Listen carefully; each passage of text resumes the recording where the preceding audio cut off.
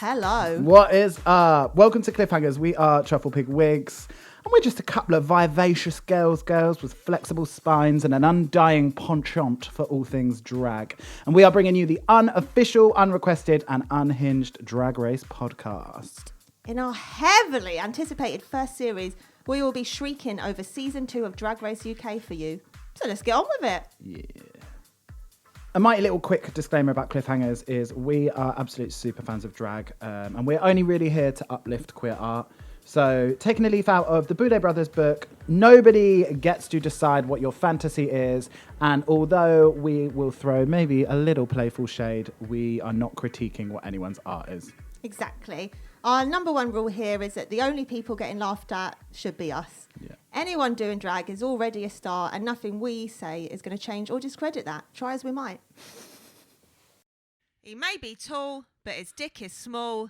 It's Barney. You heard it here first. She is the social dingleberry of East London. It is Luki Luck. How you doing, Luke? I'm kind of getting that Sunday depression feeling when you know it's work the next day, you can't enjoy your Sunday because I know it's the last episode next week, so I'm kind of sad before it's even happened. I cannot believe that we're not getting to see the finale in... Well, ideally, where would you be? I'd be in a packed glory, sweating it out. Although, last time we went to see something live, I went down the K-hole and there were just loads of birthday parties during the screening, talking over everything, screaming and shouting, and we were just literally wanting to glass them. So I think in the comfort of my own home for now is fine. That is true. Shout out to the unbearable heterosexual people that had the audacity to shout and scream over Drag Race. Yeah, ideally, part of the magic of Drag Race for me is being shoulder to shoulder with my queer family, sweating and screaming. For some reason, I always just think of like watching it in a bar. Everyone is dripping with sweat. I don't know why. Just out of fear, out of panic. Is our fave going to go home? Maybe it's tears. But Probably. That's a big part of Drag Race for me, so it's been difficult. But 1 week to go, gals. 1 week, and then who knows where Cliffhangers will take you next? Will it be UK? Will it be Australia? Will it be America? Will we take a 6-month hiatus? Who knows? Previously on Drag Race, the divas did stand up. Bimini came out on top, Ahura and Taste were in the bottom, and sadly, our favourite little whore angel, Ahura, left us to go and get dick down. Feel like pure shit, just want her back. Right, first of all, can we talk? We need to talk about all this jiggery pokery with Ahura. Did you see on the interwebs? There's a lot of I was going to say tea that has been spilt, but then I realised. Mama. No, there's a lot of shit been going down. So first of all, how dare we get robbed from the fact that actually her leaving line was she came back and she went with Lawrence. How come someone don't know how to flush the toilet after they've taken a shit? Well, it was fucking one of yous. Disgusting! She did arguably the most iconic internet meme line ever, and they cut it out. Disgusting. I don't think. Cut it out. But the most interesting secret of them all is that they have to clear... If anyone's ever mentioned on the show, they have to clear it with the person. I guess it's kind of like a contractual thing. And they called up Ahura's nan and played her what Ahura had said in the comedy challenge, and it was Ahura's nan that refused to have it on TV and got it beeped out. Yeah. So actually, Ahura got sent home by her own blood. And she was like, do you remember on the runway? She was like, actually, my nan is like super filthy. Like, we speak like this all the time to each other. And then to find out, actually, the nan was like, not on telly, we don't. That's between you and me. Not on the beeb. But yeah, just absolutely devastated. You don't need to hear me say it anymore. Can't believe we've seen her go. Cannot believe that our top 4, the United King dolls, we won't get to see a finale performance of it. But luckily for them, they're already booked in on the UK tours. And UK tours. 3 hours sold out. Yeah. Read it and weep, bitch. So yes, moving on. We are after Ahura's elimination. First things first, Amaryllis. I thought Ellie's blue tear stains were gorgeous. Absolutely stunning. They were like a Galliano little detail. Pierre et Gilles. Very Italian Vogue, very. Yeah. I didn't know. I've never heard this before, and I hope that this is going to be on t-shirts. Taste the Tasmanian Devil Energizer Bunny. Loved that. That needs to go on some merch. That's a 90s style tattoo if ever I saw one. 100%. A little road runner going down your bum crack. I honestly cannot believe Lawrence is still going on about this fucking shit. When he was like, but what if it was me? So what if it was you? Like, do you better would have gone then. home, bitch. Yeah, like, where does all this, like, sort of sisterly, like, lack of sisterlessness? I just cannot. Well, I thought that was the actual real crux of the situation. I was so glad that she said that when she was like, what if it was me? It was like, well, that's really what we're coming down to, isn't it? Yeah, because like, you can't be this hot just because Ahora's gone. The reason you're so hot is because you thought, actually, I was quite shit last week, and to be fair, it could have been me that he sent home. So actually, it was. Yeah, he just worried he's not going to be the #1 Scottish queen. What I thought was really fucking funny, though, is that, like, when I was kind of ish on, not on Lawrence's side last week, but, like, I did understand where she was coming from. And then what you forget is that, obviously, this is the next episode, but actually it's just, like, 10 minutes later. So when she started up again, I was like, are you fucking kidding me? Are you joking me? A week later, and she's still going on about this shit as if like all this time has passed and she just can't let it go. Oh no, but don't worry, that is also true. Yeah. And then this time when she brought it up again, I was like, behave. Like, you've got to let this go for your own sanity.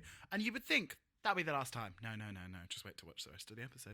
Whenever anyone is like having an argument or like getting heated and then they end it with hen, what the fuck? Like, how fucking dare you, honey? Like, what? No. It takes all the sting out of it, doesn't it? Well, it's like just doing a little exclamation mark at the end of a text makes it just like, if it was feeling prickly, this is a softener for you. Absolutely. My favourite thing that was there was just getting to see that vulnerability and softness and humbleness from Tace. If you notice the lifted lace all around her temples, that was nice to see. Wow, you're really bringing that up on the pod. Yeah. Wow, okay. So, it is a new day in the workroom and it is the top 4.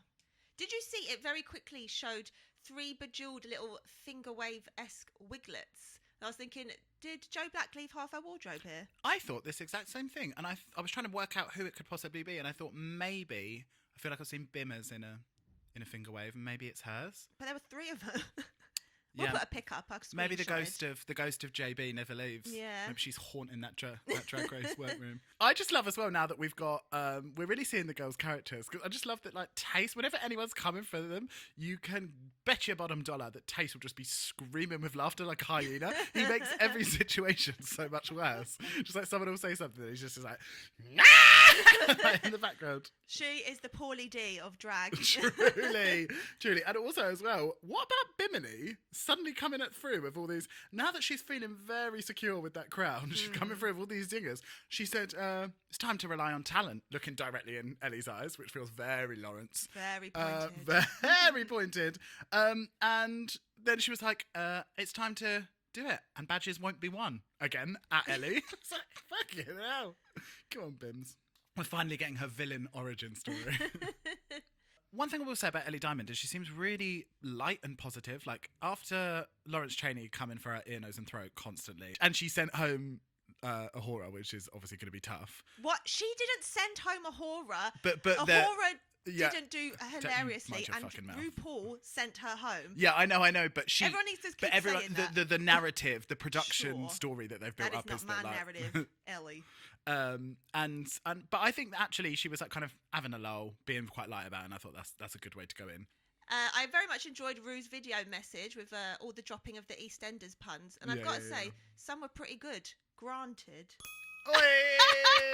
I used to watch EastEnders so religiously when I was younger, like it was such a thing, and I now haven't seen it for maybe 20 years. Yeah, I used to watch it in what I think is the glory days, with when all the Slaters came, Patsy Palmer, Tiffany and stuff. Okay. Yeah, all of that, Sanjay and Geeta. But I feel like I haven't watched it in any of the ones that are the more pop culture-y moments. Like, actually, no, I saw Yes I Am. I think I lost interest because there was no Batman in it. Did I make this up, or was Dr. Truman a Batman in the end? Or did he get with Kat Slater? Because that is... Wow, I don't know. I feel like there was no gays in it, and then I was like, what is there here for me? Apart from Pam St Clement. Come on, behave. The original Ziva. And then Rue comes in looking like Dave Chappelle's crackhead character. I'm putting a picture up because I thought, can I say that? And actually, when I looked by the side by side, I was like, there's no way I can't say it. I let out a laugh as soon as he came in. I was like, why is he dressed like me in the queue at Hot Topic? Like, he's got like a beanie placed on the side, a H&M beanie no less, placed on the side of his head. And I was like, he's very much serving you Prince Philip glam. He looks like he's about 3 seconds away from dying. Just like, what is going on? Like, who is styling him? And I can't believe that they go so hard on the lighting and the makeup, obviously when he's on the main stage as in drag. But then when he comes in the workroom, they just like wheel him in anything, and like they could have throw a bit of concealer under the old girl's eyes. She hadn't slept in days. Give her some CC cream. I know. I've got a theory though. I reckon when they came back, Rue's suitcase got lost, and they've just been having to. Well, they didn't have any budget to buy many muddle clothes. Some stuff together. Yeah, they spent all the budget on. Just had a rummage down. Cassidy. Had a rummage down, help the aged. Yeah. For a couple of elasticated waistbands. Each look. Every single week gets more and more confusing for me, but yeah. I'm into it. So the mini challenge this week is the Puppet Bitch Fest. And why? Because everybody loves puppets. They do. Do you think there's anything random about this, about the doling out of them? Or have they just got old Alan Carr hidden in the box passing girls' puppets that production have chosen for them? Interesting. I've never thought about that before. I would think probably it's not that deep. Like, they just get who they get. But actually, the fact that Lawrence got Ellie. And I feel like things like that have happened in the past. Like, 100%. Quinky Dink. Darian Lake and Bendela. Darian Lake got Bendela, didn't he? Yes, and it was like, yes. That's definitely been set up. I always think that I'm going to love this mini challenge much more than I do, because I think actually, like, once you've done the reading challenge, you're essentially just like reading someone again with a puppet. Do you know what I mean? So I feel like actually you've probably lost a bit of heat by this point. How did you think they did on the puppets? I really liked Tace's puppet. I thought it was really cute the way they recreated her jacket. The puffer? Yeah. So cute. Well, even as a puppet, you're a fashion killer. Okay, I see you. I love that Ellie was like, oh no, Lawrence has got me. I'm scared she might be a bit personal. It was like, you think? She is savage to you without the guise of a puppet. Yeah. Like, without a fucking fist up your arsehole. I thought Ellie's was okay. She had the kind of fast talkingness of Tace, but you could just see in Rue's eyes, like, Rue cannot understand what you're saying. Not one single word of your, like, Scottish does. I would have loved to see sort of like Welsh. Lawrence, Ellie, Tace and Ginny Lemon, just like all like talking really fast, just doing this challenge and just like nodding along like, sure. I thought this challenge, rather than a reflection on the girls, I thought maybe this challenge is just a bit played out. And that actually it's like, it's not different enough from the reading challenge. And especially when you've just done a comedy challenge and you're like essentially roasting people, I just think like it's not different enough and you could probably fill it with something else. Yeah. I thought it was weird considering that later on Bimini mentions that her mum is Scottish, that she couldn't do Lawrence's accent for Love Nor Money. I would love to hear Ellie's version of Tace's Welsh accent again as well, because I was like, this is mental. Yeah, Rue had no idea what was But I did think it was good that Lawrence can... I don't know whether this was a bit affected and a bit put on, but I thought she really can laugh at herself. And I think if you're a big bitch, as Lawrence is, I think the thing that softens it is if you can be like, I am stupid, please laugh at me. And I felt like she was given that energy. Yeah. Well, she did let us know that that's kind of how she stopped the bullies, was by being able to kind of find comedy.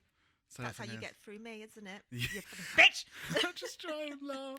So, Bim Bimmer is the winner of the mini challenge. Then RuPaul reveals that the maxi challenge this week will be acting in Beastenders. Very exciting. Very exciting. I want to do an EastEnders acting challenge. Maybe we will. Maybe we will.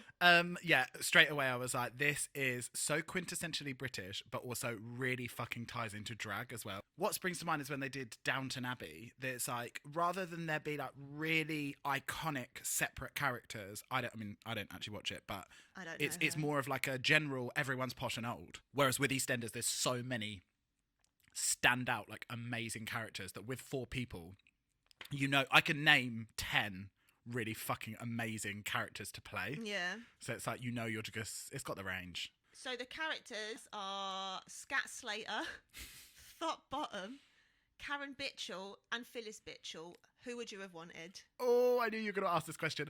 I think I would have wanted the Phil Mitchell character, just because, to me, there's nothing funnier than a beautiful woman playing ugly. So I think I'd want that.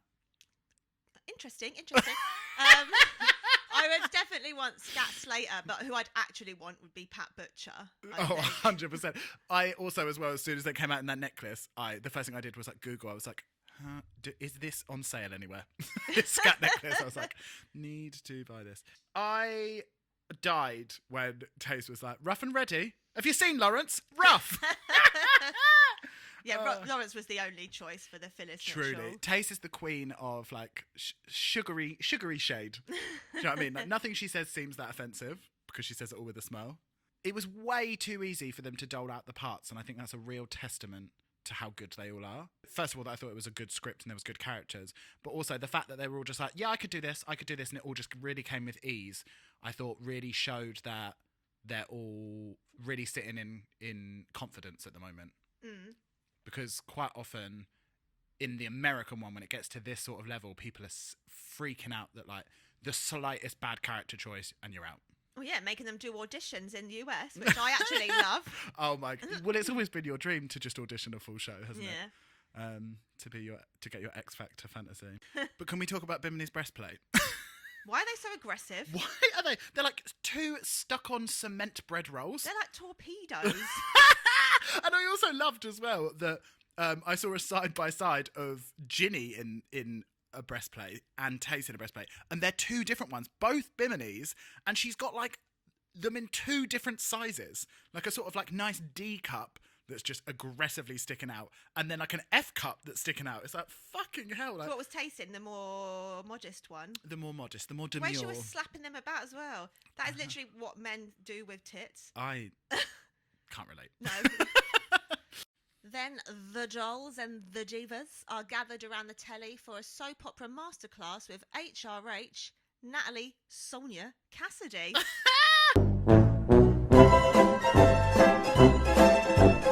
I thought, oh, that's Sonia. She's an handsome woman, isn't she?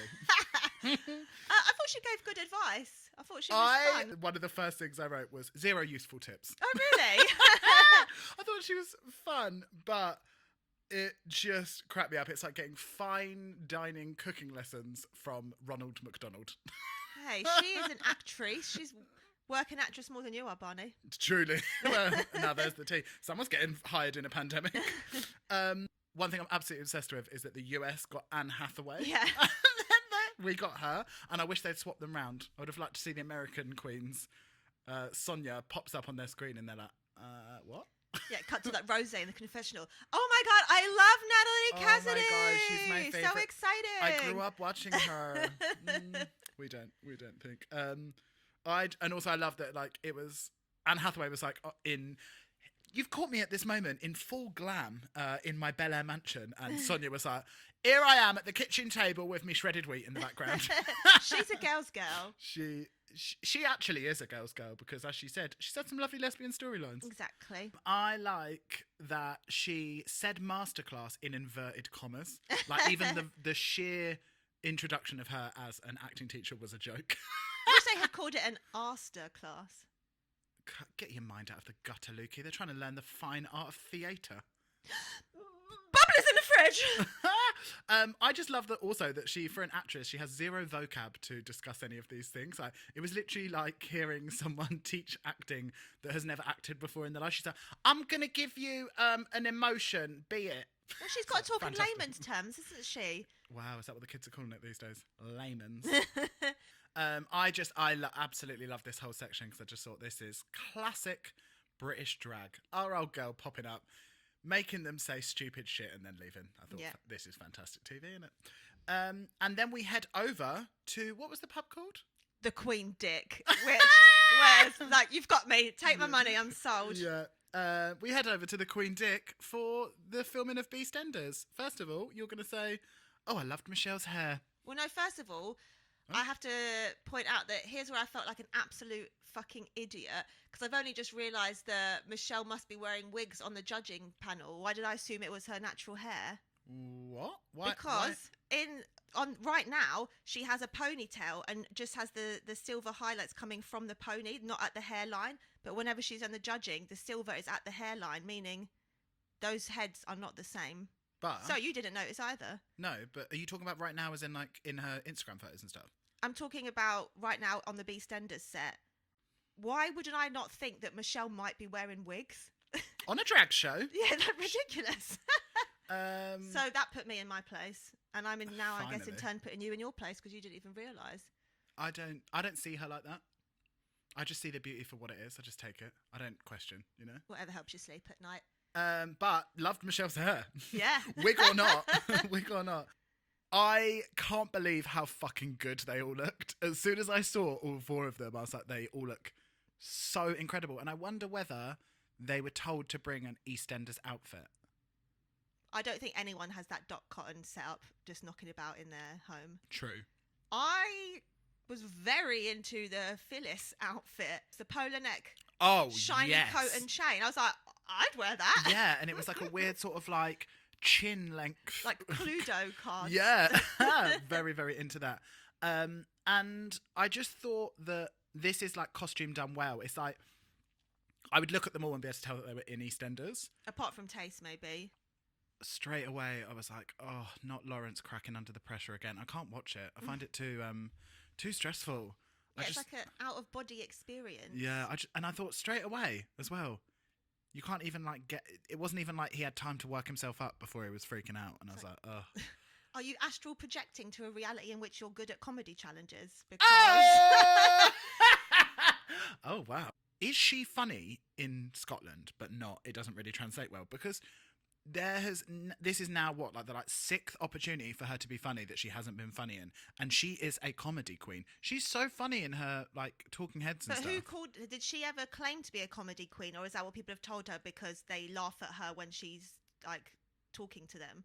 Has she ever claimed to be a comedian? Well, I mean, yeah. First of all, how about we stop fucking boxing them up to be? We'll speak Put her about in a this bag and take her out. Take her shopping. We'll speak about this later because the limitations that you place on a queen. But what I'm talking about more is that like she is super fucking funny all the time until she gets into a challenge. So why can't she translate that talent into being funny when she needs to be? Yeah. It's stress. Well, it's because everyone is always like, haha, you're so funny. And then it's like, oh shit, I have to be funny now. And then that's all she can think about. Also, as my fellow thespians know this more than anything, it was absolutely fucking terrifying. Any actor knows this exact moment when you're having a conversation with someone and you can look into their eyes and that you can tell that they don't know what their lines. And when she looked at Ellie and she was looking at her and she was just panicking so much and she was like staring through her because you knew that she didn't know her lines. When they do that, first of all, I really don't agree with Ellie blaming Lawrence, because if you know your lines, you know your lines. The only thing that's difficult is if they're fucking up the order of the lines and stuff. Yeah. So that was weak dick energy to be like, oh, I don't know what I'm doing because Lawrence is fucking up. I get that it can fuck up your energy a bit, but what is terrifying is when someone looks at you and they are like projecting their panic onto you, because then you're like, oh, we're going down. My favourite bit was when Bimini and Taze were just like plotting and scheming side of stage like Cockney witches. Yeah. They were just brewing over a cauldron, like how they're going to get that double crowning win. We're doing it for London. Oh, please. It's so frustrating to watch like people bomb when you know that they're going to be good. And you could see I think what was so difficult with Lawrence was that she'd have like glimpses when you're like, you're fucking great. And then she'd panic and be shit. And then it was like that. It was a bit like the Shakespeare challenge. Oof, when it was just like, you could see that it was like just a snowball effect, that as soon as people start panicking and as soon as people start like freaking out, that like then it changes the dynamics of the room. But didn't fucking change it for Tace and Bimini though, did it? Which is why, how very dare, later on. But we'll get onto that. But at this point, I did think in my head, I was like, well, this is it now. I was like, Lawrence and Ellie are going to be in the bottom and Lawrence is going to send Ellie packing. And how about that for TV? How about that indeed? Or, even worse, Ellie will send Lawrence packing. I really liked it when Lawrence was like fluffing over the lines, and then Bimini was just like stuck in this like crazy like twisted pose and face at the bar. Just all I can see is thighs and face. We have now moved into Elimination Day, and the dolls have received letters from home. Oh, come on. How would you feel I feel like you'd be given Tace energy if you got a letter from home. I just thought, it's so refreshing to see Tace and Lawrence not cry. Although, one thing that I did think is, I want to see some tears from Tace just because I thought it'd kind of be a bit beautiful. What, take her down a peg? No! But actually, I thought one thing that you can really tell with Tace, which actually in turn nearly made me cry, was that such a testament to when you just have supportive parents. Like, hearing her parents, she's obviously so close with her parents, and hearing them just, and then she also said as well, they've supported everything I've ever done, and just been like, be you. And so hearing that, her reaction kind of made me believe that that's the sort of thing that she hears all the time. So she was like, oh, it's just my parents like loving on me. It's cool. Yeah. So that's why she didn't cry. Do you know what I mean? It's like, it didn't really feel very high stakes for her. But as soon as Bimini started crying, I was like, oh, you've got me. You've got me. Always Bimini bringing up the important conversations, just talking about like how important it is for queer kids to have support of their family. Like, if you're a parent, is that not what you'd want to see? Like, being like, regardless of how you feel about the sissies getting dressed up, like, wouldn't you be like, yeah, I want to show my kid that I'm like fully in support of everything they do? I loved being reminded of the word kutch, because it reminded me of the Valleys when the girls got sheeps tattooed on their foo-foos. Check out the Valleys if you haven't. It's basically like an even more rowdy version of Geordie Shore. Yeah. I'd love to see a Valleys Taste crossover, to be honest. Yeah. The Valleys. When they were like, oh, here's a photo of Lawrence with his mum, I was like, I'm sorry to this man. I do not know this man. Who was that person in the photo? They showed a photo of Lawrence when they were about 14. Yeah. And I just really wish Ellie could have taken a lint roller to that cap before wearing it on TV.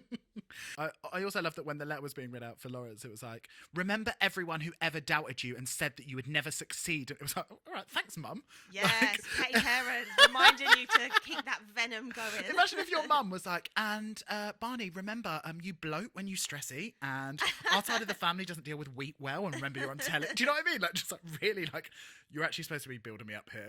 I thought it was more kind of like, remember those fuckers that doubted you, like, oh, just bug off! Maybe it was, but the way it was like read out was a bit more like, and do you remember that like actually loads of people didn't think you were going to be anything? It's like, but did you, Mum?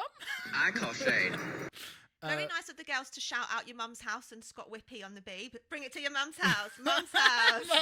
Mums. Shout out the nest. Oh my God. If you grew up in East London from, I would say, what year do you think that started? 2013. No 2013. If you've ever been, didn't it start as well at Punk? Yeah, me and Anita did burlesque there. What? Absolutely mental. A staple of queer nightlife, your mum's house for East London. Absolutely fucking fantastic. What about when Ellie rubbed Tace's eyebrows, which I assume were glued down? How the sabotage. I call shade. Do you know what? That actually made me kind of foam at the mouth a bit, because I don't know about Tace. Tace is a nub queen, isn't she? She's just got she got full brows. I'm sure she's just a tiny little front bit. Well, just then she had the full thing across. But I think she'd drawn on her brows. That's why it was even shadier. Because why would you draw on boy brows to then do makeup for girl brows? Because she draws on her boy brows. She's a nubbing queen, but then she'll draw on the tail as a boy. But then why would she be annoyed if Ellie rubbed them off when she's like, about to get up in the makeup? I thought the whole thing was that she were like messing up her glued down brows. Well, I mean, either way, don't fuck with my brows. Like, brows to me are the number one worst thing about doing drag. I hate doing them. And if not on the beeb in a competition, honestly, that's fighting talk. We're just going to take a quick break, so see you on the flip side.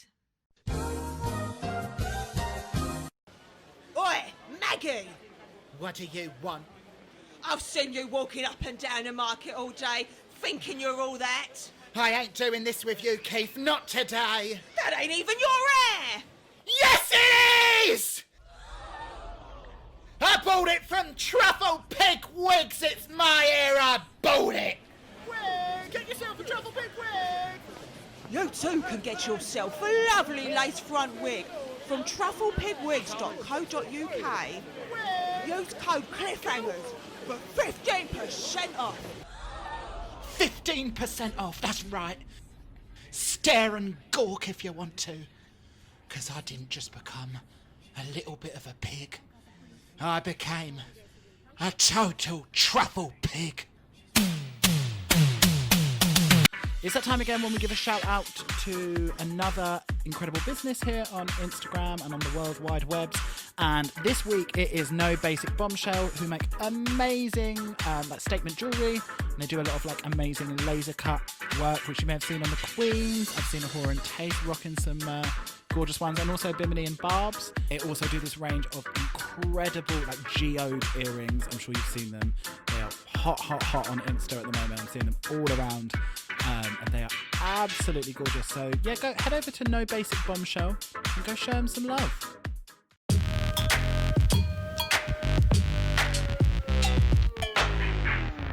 Hope you gals are hydrated and moisturised.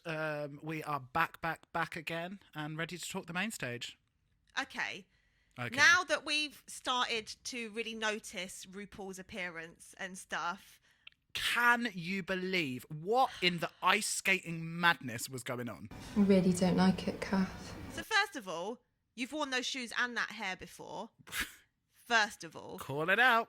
Are you joking me? It's literally a bit of black lycra and then a scrap end of some sequin. That is without literally... without a hem. She has double fucked us. Front and rear.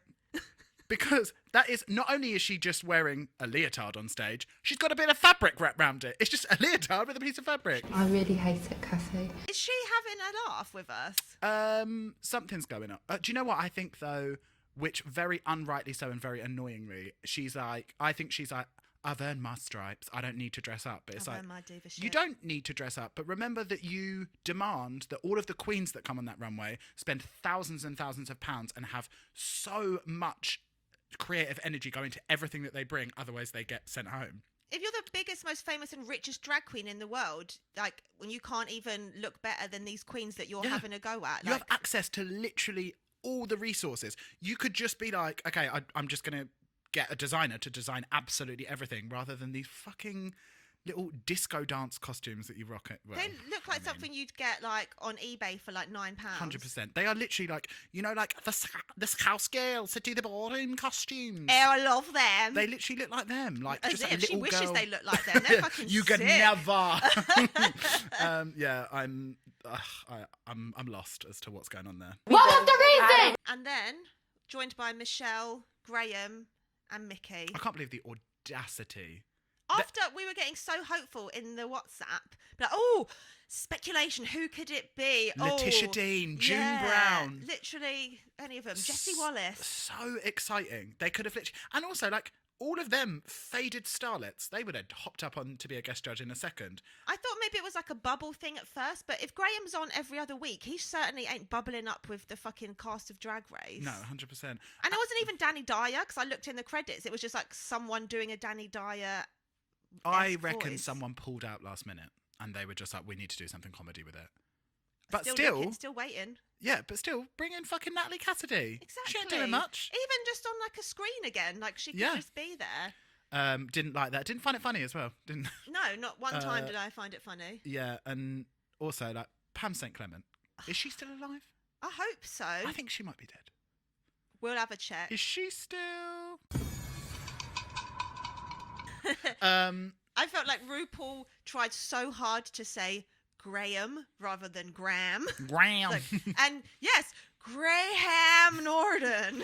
I thought this week as well, Graham Norton, I don't know how old he is. I never ask a lady's age.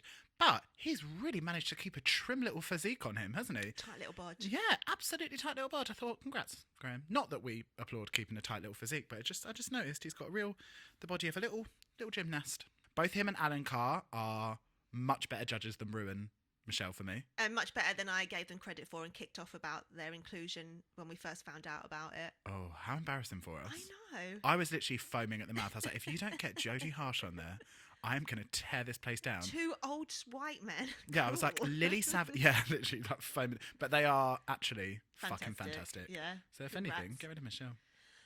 On the runway this week, we have Panto Dames. So what would your look have been? Well, I actually really struggled with this because first of all, I want to call out that I believe when they send the list out for Drag Race, they are willingly obtuse, but then quite often you find out that actually then what they label it as on the runway is a bit different. And I think what you can see from this is that they asked them to bring pantomime drag, not panto dame. Yeah. Because there's just no way that Taste would have not brought a dame if they'd asked for a dame.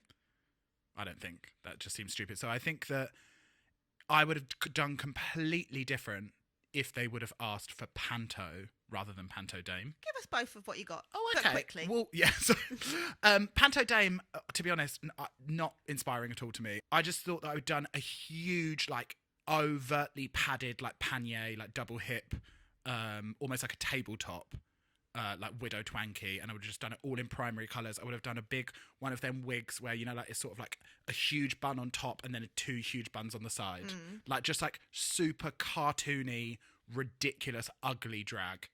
And maybe like, and then I would have done as well like loads of like magic tricks. I would have like, you know, like Widow Twanky's always like pulling things out, and I would have done that and just done the stupidest panto dame ever. But again, not very inspiring. And if it was panto, I was thinking maybe I'd do like a maybe do like a panto horse and just like come on and just have like a full like costume, full ass out, just Yeah, on the yeah. front half. like a full. I would whatever it was, it would be fucking stupid, and it Yeah. wouldn't be glam at all. What about you? Well, my first thought was like one of the ugly sisters. Yeah. So yeah, like massive So no panniers, like very kind of based on like French Revolution like shapes. So like massive, like the biggest wig Yeah. in the world. Massive hips, and then just all the most like contrasting and clashing like colors, patterns, and materials. Just be like the most garish thing. Like maybe even a prosthetic nose, that big wart, just like Yeah. an abomination, basically. 100% like as ugly as possible. I also 100% need to give a shout out to, if you haven't seen, Sisters panto dame on Insta, which was Anna Horrors was really and good. Horrors. Yeah, I thought both of them like absolutely smoked it. I thought they were. If I'd seen them on the runway, I think I probably would have gone crazy because I thought they were both brilliant. And a horror as well. I like her caption that she was sort of like, "Oh, look, I'm really like stepping outside of my bubble," because she actually did look kind of gross. Like not gross, but like she looked kind of. It's just. It's almost shocking to see. Yeah, her it wasn't not, like makeup artistry. Yeah. It's almost shocking to see her do sort of like non-glam makeup. I was Yeah. like, oh wow, like she. It's. I thought that she'd give you more of an Ellie Diamond, like, oh, it's got whispers of panto, but it's still beautiful. But actually, she went. I thought she, out of all of them, really gave you like Dame. Like Yeah. I'm putting on face paint with my fingers, which was great. So first up, we have Lawrence Cheney. And what did you think of Lawrence? Well, she was giving us pastel panto queen realness, aka Widow Wanky. I really liked the accessories, because that's very panto, isn't it? Like you can Yeah, tell like the exactly big- this woman the works bobbin in a and- sewing shop Yeah. or whatever. But I thought the makeup wasn't right. That was just her normal makeup. Like panto, well, let me tell you, you wouldn't be able to see those eyebrows 10 rows back at the Queen's Theatre, Barnstable. Thank you. Thank you. The whole point of panto makeup is that it is garish. Yeah, you need Like to be able it's to supposed to see be. the face Yeah. from like the back of the theatre. Yeah. So yeah, pastel eyebrows aren't really gonna help. I thought as well, like, was it that different from her usual? She does camp drag. Yeah, so it it's was just basically like, the same. it was, her makeup was like very glam and vampy. Do you know what I mean? She was doing sort of like, Glampy. yeah, very glampy, but sort of like lovely berry toned eye. And my biggest problem with it was that she did lovely like mint vintage waves. It was like, that's not remotely. I wouldn't call it lovely vintage waves. It was just kind of up at the front and out at the sides. But it was waves. That's why. The wig was waved. But do you know what I mean? Like that doesn't scream panto dame to me. I don't think of like a panto dame as being glam. No. And I just thought that was the first, seeing her face, seeing her makeup and her wig come around the corner, and just being like, if you cut her head off, you would not be able to tell that she was supposed to be doing panto dame at all. That could literally just be like plonked on any of her runways. Just quickly, do we need to big up the whole idea of British pantomime for the fact that they have women playing men and men playing women, and that's always just been a thing? Because they always have a young girl playing like Prince Charming or something. I don't know whether this is actually true or whether this is like a old wives' tale, but the term drag comes from Shakespeare, which means dressed as girl. Dressed resembling a girl. Dressed resembling a girl. I mean, here we go. Already Chinese whispers about what it means. But I think it's one of those ones that is a bit too convenient to be true. yeah, absolutely. Because I've also read that it comes from Polari, but that's a story for another day. Come on then, how many truffles for Cheney? I put if they didn't have the bloomers on, which were barely visible, but the leg was bloomed. I wouldn't have even really. This could have been any of her campy drag. So I gave her a 6. But even thinking about it now, I could go 5, to be honest. 5 truffles. I gave her a 7.5. What? So I thought, like, if you took the head off, I thought it was very, very panto-y. If you took 25% of the outfit off. So, yeah, I gave it was marked higher because of the great use of the, like, sewing elements. And it's like, that's telling a story from at the back of this stage. Yeah. I'm very strict with my rules, so it's like I'm picturing myself at a pantomime. Can I see you? Respectfully disagree, but sure. That's fine. Next up, we have Tace, and like Fairy godmother. And like Natalie Imbruglia, I am torn with this one. Wig by Paris Hair. Yeah, I know, gorgeous, wasn't it? And the way that it was, I don't know whether Paris would have done the stoning. Accoutrement. But she does actually stone sometimes, doesn't she? But the stoning was gorgeous on it as well. Yeah, it's kind of real. Like as if a wig and a crown ran at each other and just like all got broken up. Because the thing is, I think with stoning as well, like you can fuck up a beautiful wig with bad stoning. So it's a real test. Yeah, I really liked how the crown was kind of in it, part of it. Yeah. And shout out to the iconic double reference of double Kylie Minogue, double Queen Kylie. Why double? Well, I mean, what I saw was half Showgirl Tour, that gorgeous blue outfit, and then half her as Le Fille Verte in Moulin Rouge. Okay, fine. That sort of like little. It just reminded me of that with the wings and the thing. It just reminded me of her giving you Kylie Minogue, as Graham said. little fairy glam. Yeah, I love the Showgirl reference because that picture is just always on my pin boards. That lovely blue. And the feathers were so nice. No, not a chicken feather in sight. And I just thought this is where I was like, someone's got to be again the sacrificial lamb to the annoying rules of TV that like she's clearly been told bring a panto outfit and she's gone fairy godmother. You wouldn't bring a fairy godmother costume if you'd been asked to bring a dame costume. I really hated the wings, Kath. Did you? What? Because they were flimsy and shit. But that's what I liked. That was what saved the outfit. Not saved it. I loved the outfit, but that's something. I thought all of it was a bit hokey pokey and rickety, and that's what I liked about it because it's panto. I wouldn't want her to come out in like gorgeous, like Victoria. Not that anything's gorgeous about Victoria's Secret, but like, do you know what I mean? Like big, like sort of ornate wings. They were more sort of like little girl dressed up as a fairy. I wasn't into it. I have to respectfully disagree. I felt like if you're giving me ostrich feathers, you don't have to give me a Smithy's wing set. I gave her 7.5 truffles. Well, I mean, it's still pretty high for saying that. I gave her 8 truffles. And if I can get... What took it down from 10? The white nose contour? Ooh. If I can get confirmation that they were asked to bring just a panto outfit, then... maybe it would be a 9. Who knows? Before we get to Bimmers, I must say I've got to definitely be bringing the Wednesday legs into my repertoire. Oh my God, absolutely. I thought, very annoying that he is the guest, but what a fantastic fucking line. And next up, we have Bimini Bombolash. Pantomime baby doll in weekday wigs. Giving you the spirit of... Who did she remind you of coming down that runway? She reminded me so much, the way she was walking and everything, of Lemon as the little... Oh, I loved that! You know, coming down as the little pageant girl. It's so much. Like, she... Not only was the outfit fucking fantastic, but selling it, like that walk and stuff, I was just like, that is panto. I loved the shoes. Yeah, me too. Gorgeous. I just loved... I'm going to be transparent. I loved all of it. It's such a shame that 2 people did the It's Behind You joke. But then as I wrote that, I thought... Isn't it weird that all 4 of them didn't do it? Can you believe that they both... It was like in the same font as well? Yeah. Both wrote the same thing on their butt. I That used to be my favourite bit, or the call and response in pantomime. What are the odd? Oh, I absolutely love panto, but my worst fucking thing is when they pull people up on stage. Oh no! Every single time I'm like, oh, I'm drunk. Like, I need to just be sat down. I just thought she looked terrifying, but I was very into it. And that was a weekday wigs. That little blonde number, loved it. And also as well, just like baby doll is something that's like so overly done in people's drag anyway. So I just thought like having that weird sort of like donut bun, and then I just thought all of it was perfect. It was like a perfect like sort of like little girl length as well. Just thought that wig was fucking great. But then if you're going to go down the stickler route, is a baby a dame? I think that was more proof that they didn't ask them to bring a dame, because she was obviously giving you like spoiled little child. I think if RuPaul isn't fully sure what a pantomime dame is, then they should all be loud. Yeah.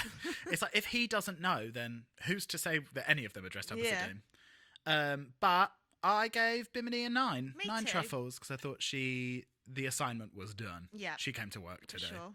And next up we have Ellie Diamond. Royal Queen Pantomime Dame Realness. Now, maybe very controversiale, this didn't say panto to me at all. No. What I couldn't really see is the link to like panto. I thought she was just giving you like old cartoon monarchy. Yeah. Like, we are fans of edging here at the pod. But Oh, what my. I'm not a fan of is seeing the edge of your hoop skirt. Edgy diamond. I don't want to see the edge of the hoop. I Like, know. pad it out. Get a little bit of fringe on that Surrey, you know? Like Surrey? something. Surrey with a fringe on top. Oh, pick up a book, Luki. And such an odd length. Yeah, and I thought, do you know what? Like, it was well done. I mean, I feel like this is just like the repeated. Every single week, I'm like, I don't like it, but it was well constructed. But also, when Rue was like, Tudor, I don't even know her. It was like, Tudor? She's in like a mini skirt? Like, what about that says Tudor to you? No. Like, what? Just because she's got some ermine cuffs? So I gave Ellie Diamond I've put 7, but I'm going to take it down to a 6 truffles, just because it didn't read panto to me. I gave it a 7 as Okay. well. I thought, yeah, I can get it, but it's just not very original, like, oh, Queen of Hearts and stuff.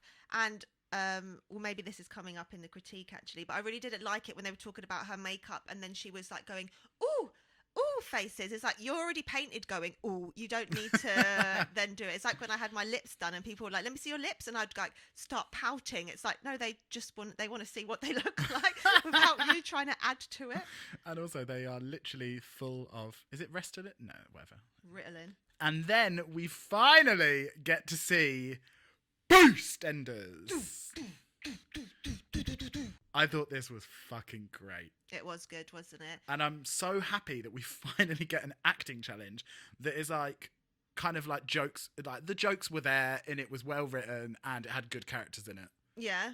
Although it did make me slightly bitter that they cut Lawrence together so well when she was so crap, actually, at the time. I mean, it's good for everyone else, but it's not good for everyone else who's getting judged by Rue when Rue is just seeing the final product. But I would have rather had that and not, like, maybe I would have felt different if one of my angels had gone home because of it. Yeah. But I would have rather had a more cohesive, well done final product by cutting all of his bad takes together.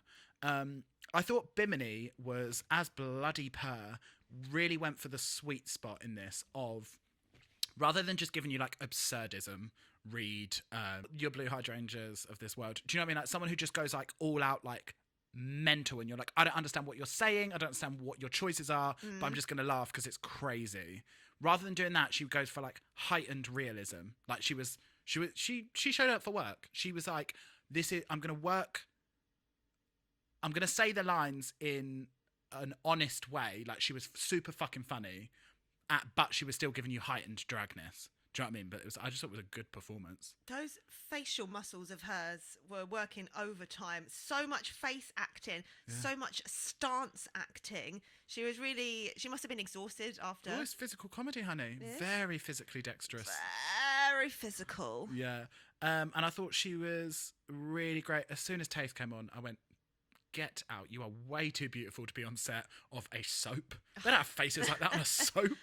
I felt very unfortunate about her wig choice. The fact that it was constantly getting in her way and she was having to move it all the time. And I thought you could have just got to beat it and just for the hour. You could have just worn one of your very many sleek, straight wigs. I think she was trying to look a bit absurd, look a bit cartoonish. I thought that Ellie Diamond looked like Pearl. You know, in that acting challenge that they do, like the hoodie up. Yeah. But when she's playing like the old person in that family scene, the pillhead. I thought she was, her face really looked like Pearl. Then I thought that's a show. The pause before Lawrence said, "Try me," is enough for a BAFTA. I was like, okay, bitch, okay. And actually watching it back, I think I would have preferred. I think the Phil role was the best role. Yeah. What about Bimini's jump with that slap? It's like she was going for gold in the gymnastics Olympics. She literally, like, again, physical comedy, A+. How many spins did you do? Good. 720 rotation. We need to talk about the fact that Tace's wig, by the end of it, was hanging on by a thread. It was like basically glued to the back of her neck. There was so much hair on show. I was like, you're lucky that this is ending now, because if there was one more scene, scalped. Well, she like yanked it forward at one point, didn't she? She deserved that. Yank. So, zingers and mingers. Les zingers and les mingers. So for my zinger, I put Bimini's cat Slater wig. I imagine it was a hard front. That PC cat. I would like to see that on a lovely fashion outfit. I absolutely loved it. That's not from the runway, but I don't give a fuck. What about yours? That? Your zinger? That's my zinger, yeah. My zinger was Tace's Fairy Tale Princess Paris wig with the sparkles. That does need a, That's very you, though. I do like sparkles. Although, I don't think I've ever seen you in an updo. An updo. We need to make that happen. Let's talk your minger. My minger was Bimini's Cat Slater wig. Yeah. How dare I was going to you? slash it with the Phyllis wig, but I would rather wear the Phyllis wig than the Scat Slater. My minger was, even though the wig itself was absolutely fine, my minger was Lawrence's waves, just because I thought it You've got no place being here. Yeah, I just thought it would be absolutely fine on any other runway, but it just didn't fit with Dame for me. No. It wasn't actually a minging wig at all. It was just not fitting with what I hoped she would bring to the runway. Sure. Then we head back into the critiques. Now, full disclosure, Feet Sam Smith, I actually don't care about the critiques. every time, because they're just getting more and more sort of disparate and like they don't really make sense. Every time it comes back to the critiques, I'm like, oh, just fucking tell us. Michelle Visage being like, oh, you should have made it more of a Karen character. It's like, that is the reach heard around the world. Well, no, that's obviously the whole joke. Her name was Karen Mitchell, and the first thing she says is, "Can I speak to the manager?" So, take it back. Completely went over my head, to be honest. I was like, that. I felt like that was the first time I was hearing that. I was like, well, that doesn't make any sense. But okay, yeah, sure. And then we head backstage for Untucked. Thoughts, Luki? Little Tacey's feeling it, isn't she? We're all feeling it. I feel exactly the same as Tace. I don't understand. I feel like they've created a narrative for her where, because she is so beautiful and because she's so exquisitely turned out, that they keep on like just underestimating everything she does. Like for Michelle to be like, oh, I'm so surprised that you were really good. It was like, she has been fucking hilarious. Like a lot of the time that she's been in the bottom, like it was not deserved. And they keep on, they're like so surprised by her doing anything that's not her being gorgeous. Well, yeah, it's like with a horror. Why, if you're beautiful, do your other talents get forgotten about? Like when Rue was like, oh, maybe you'll be funny this time. It's like, I've shown you comedy twice. You just forget it because all you see is beauty and you just assume all I can do is beauty. Like you literally ignore all the times I've proven to you I can do other things. Exactly. And it's almost like, say like with the comedy challenge, like both Tace and Ahura were good. Yeah. But and in Snatch Game as well. The whole narrative, it was that they were like, oh, we were actually really surprised. Like, we didn't think you were going to be any good. And then I suppose maybe because Ellie and Lawrence don't bring it visually like them two do, that they feel that they have to really sort of pull up their comedy and be like, oh, yeah, actually, like, I don't know. It's just, again, it's like, this judging is very reminiscent of Canada's Drag Race, where it's like, it's all very confusing. And maybe we're not seeing the full picture. Maybe if we were there, then it would make more sense. But also, when it gets to this point, like the girls are all really good, and they have to be nitpicky. Like it's their job to find something bad to say. Isn't it? She's definitely being boxed in as like a fashion girl, and so they're like, oh, the look's always on point, and every single week they're like, oh, you're gorgeous, but yeah. What about when Ellie was like, well, actually, when Lawrence fluffed up her lines, I was like, oh, hen, shut up. It's like, pass the parcel. Taste is passing the blame onto Ellie. Ellie's passing it on to Lawrence. I just thought you've literally only just made up, and now you're like, actually, it was Lawrence's fault. I was like, pick your battles, honey. I mean, I get that is going to be distracting and it is going to, like, confuse you a little bit. But, yeah, like, you've literally only just won them round if you even have done that. And I had that pit in my stomach again. I thought, oh my fucking God, if Taste is in the bottom, heads will roll.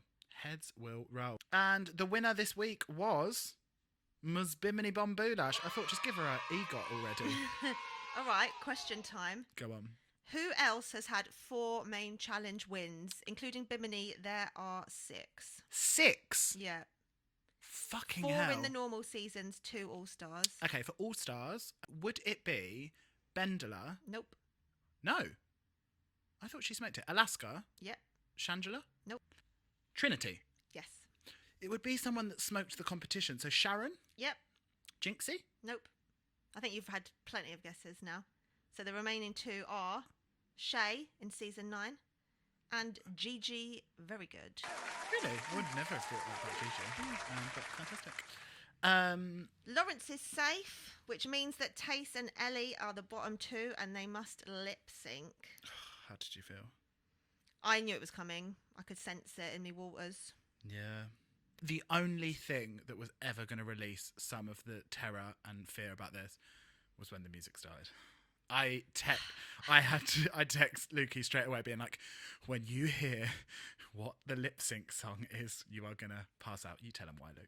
I think I've mentioned a couple of times, I'm a big fan of the steps. Big fan of the steps. As soon as I heard that little samba drum come in at the beginning, I had to pause it because I was too overexcited. I screamed and paused it and then went to the text and then saw that you had been like, you're going to freak out. We have been begging for some British royalty to be the lip sync, and they did not disappoint. Well, just the other week we were demanding we see steps on the main stage, and here we are. I think we are the positive change that we like to see in the world. Yeah, absolutely. But big shout out to who, I mean, I know this, but tell the listeners of the pod, who's your favourite Steps member? Lisa Scott-Lee. I think I like her because when I saw them at Top of the Pops, we made some nice eye contact. But really, just love all the gals. I mean, even love the boys. I just love them. I absolutely love Photosa. Just can't. Photosa. Photosa. I cannot get enough of her renegade hair choices. Truly. Thoughts on the lip sync?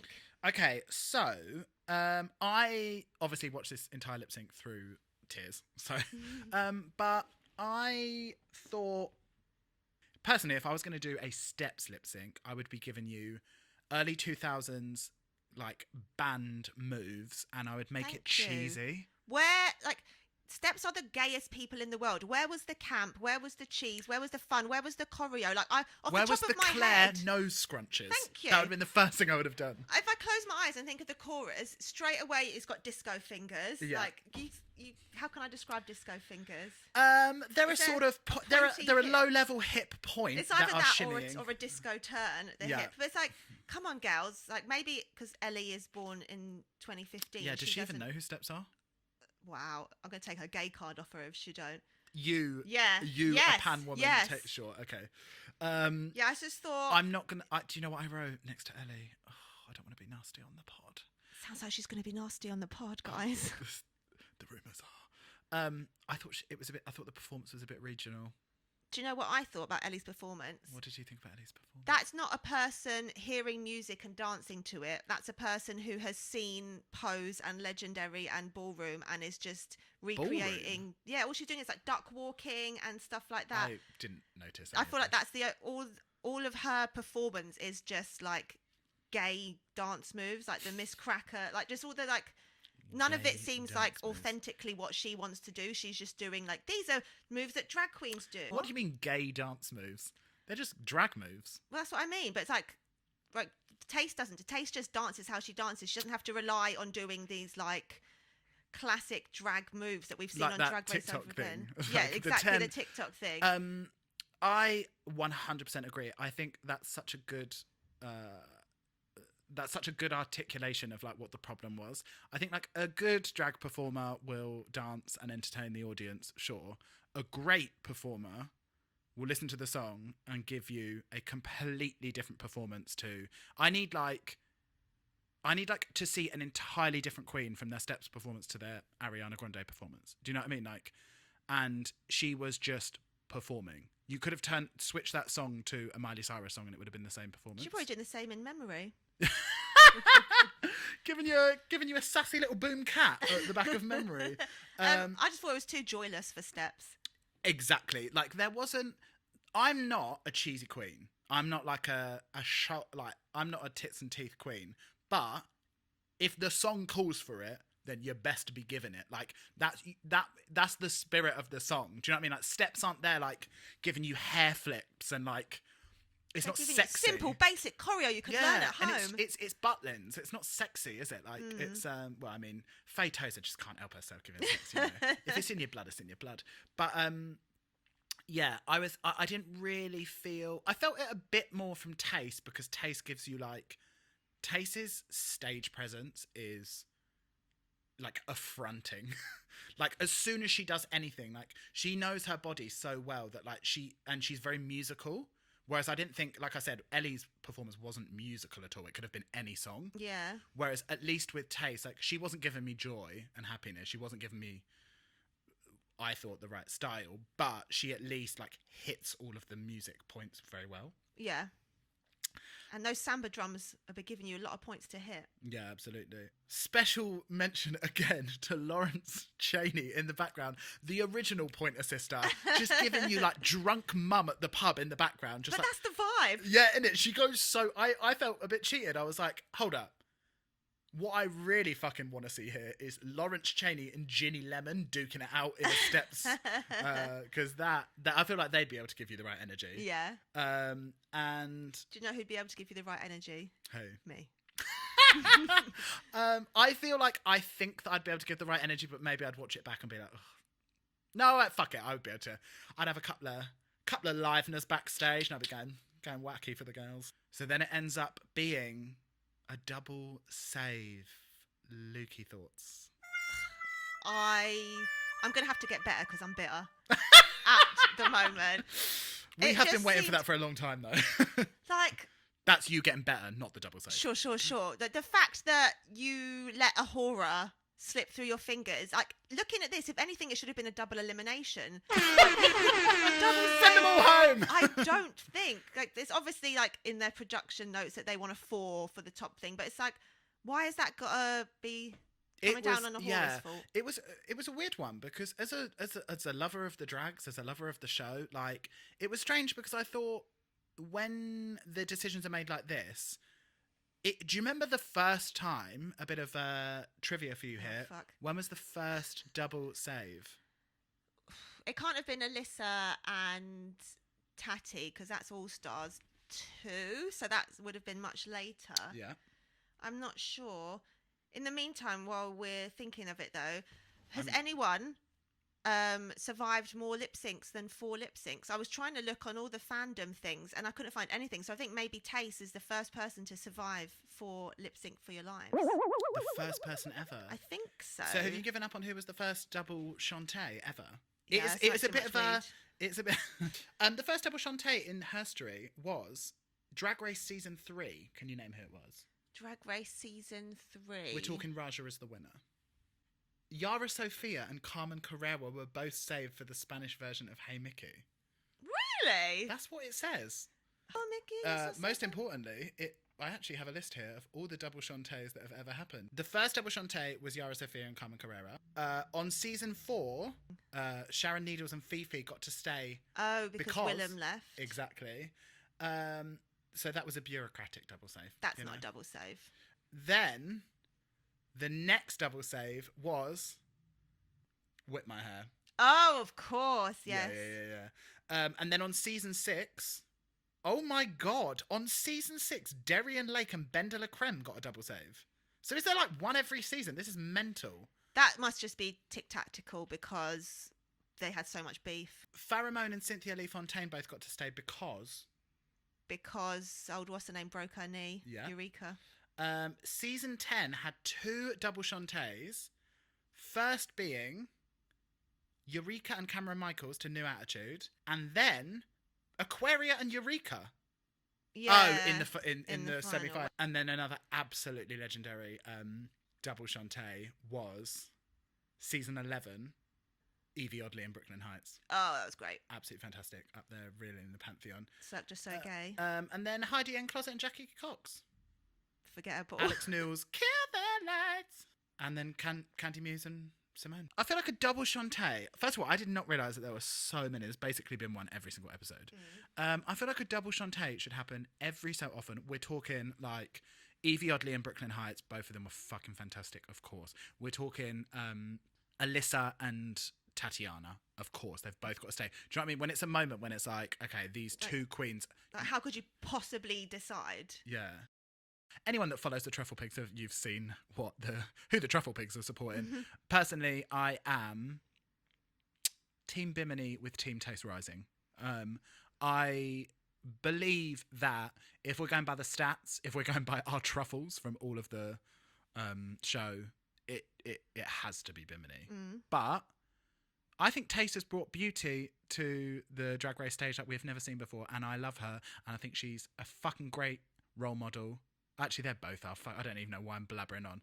Just crown them both. It was a simple question. I know. Double crown them both. It's because I fucking care about the girls, Luki. So take your thesis. Not the thesis.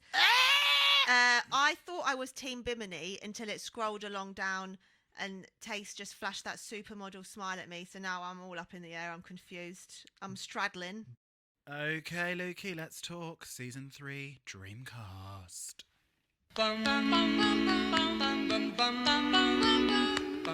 For my Dreamcast this week, I'm going to go Mocha Drag Queen. Oh, little Mocha. Mocha? Who knows? Is that the American?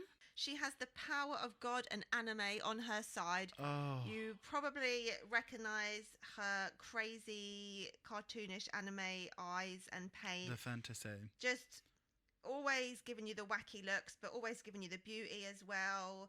So much variation, despite having like a really cartoony look. And won a good gal power for Ahura. She was in her. Do you remember her Wizard of Oz photo shoot? I believe she was in that, wasn't she? Yeah, she's just great.